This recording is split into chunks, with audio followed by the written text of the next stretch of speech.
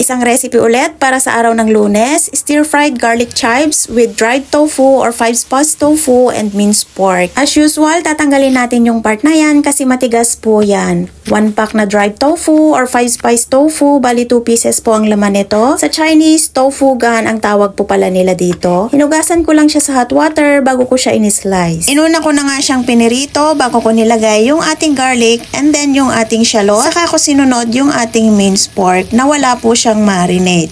Iginilid ko lang po siya yung ating tofu kasi mga auntie, nagmamadali po ako. Sa pampalasa naman, yan lamang po ang ginamit ko. Naglagay ako ng konting tubig, cover and simmer kahit 2 minutes lamang po. Nung okay na nga po siya, nilagay ko na po yung ating garlic chives, cook until it's done, and then sesame oil sa huli lamang. Nasa inyo na din po kung gusto nyong i-half cook lamang or lutuin nyo po yung mabuti. Medyo patapos na nga po yung season daw nito, kaya hindi pa siya masyadong pricey. Pagka hindi kasi season, medyo mahal po yung bulaklak nito. Kaya huwag kayong magtaka kung madalas ito ang niluluto ko kasi paborito po talaga nila. Done and serve, follow for more!